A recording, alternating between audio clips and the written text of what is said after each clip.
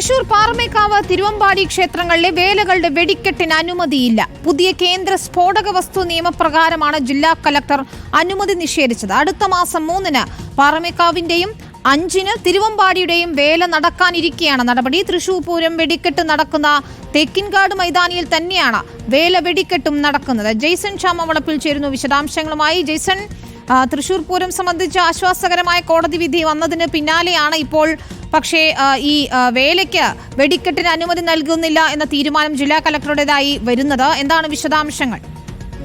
വിവിധ പൂരം വെടിക്കെട്ടുമായി പൂരത്തിന്റെ പ്രധാന പങ്കാളികളായ തിരുവമ്പാടി പാറമേക്കാവ് ദേവസ്വങ്ങളുടെ ക്ഷേത്രങ്ങളിൽ നടക്കുന്ന വേലയ്ക്കുള്ള വെടിക്കെട്ടാണ് ഇപ്പോൾ അനുമതി നിഷേധിച്ചിരിക്കുന്നത്.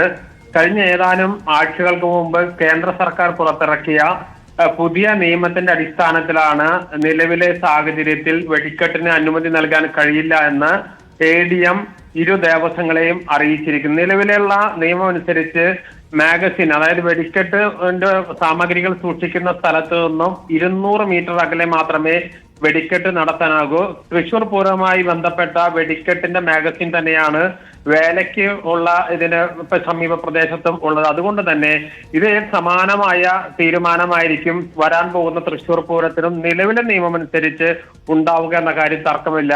വേലയുടെ വെടിക്കെട്ടിന് അനുമതി നിഷേധിച്ചതിൽ അപ്പുറത്തേക്ക് ഇത് വരാൻ പോകുന്ന വലിയ ഒരു അപകടത്തിന്റെ, വലിയൊരു പ്രശ്നത്തിന്റെ സൂചന കൂടിയായി വേണം ഇതിനെ കാണാൻ.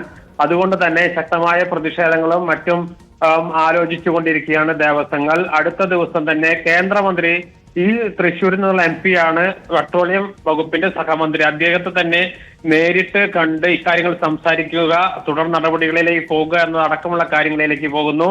ആന എഴുന്നള്ളിപ്പുമായി ബന്ധപ്പെട്ട് സുപ്രീം കോടതിയിൽ നിന്ന് അനുകൂലമായ വിധി വന്നത് ആശ്വസിച്ചിരിക്കുമ്പോഴാണ് ഇനി വെടിക്കെട്ടുമായി ബന്ധപ്പെട്ട പ്രശ്നങ്ങൾക്ക് പരിഹാരം കാണാനുള്ള ശ്രമം നടത്തേണ്ട സ്ഥിതിയിലേക്ക് ഇപ്പോൾ ദേവസ്വങ്ങൾക്ക് എത്തിയിരിക്കുന്നത്. വരും ദിവസങ്ങളിൽ തൃശൂർ പൂരം വെടിക്കെട്ടുമായ പ്രതിസന്ധിക്ക് തുടരുക തന്നെ ചെയ്യും.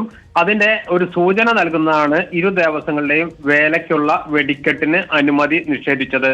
വിനിത. ശരി, ജെയ്സൺ ചാമവളപ്പിലാണ് തൃശൂരിൽ നിന്ന് വിശദാംശങ്ങൾ നൽകിയത്.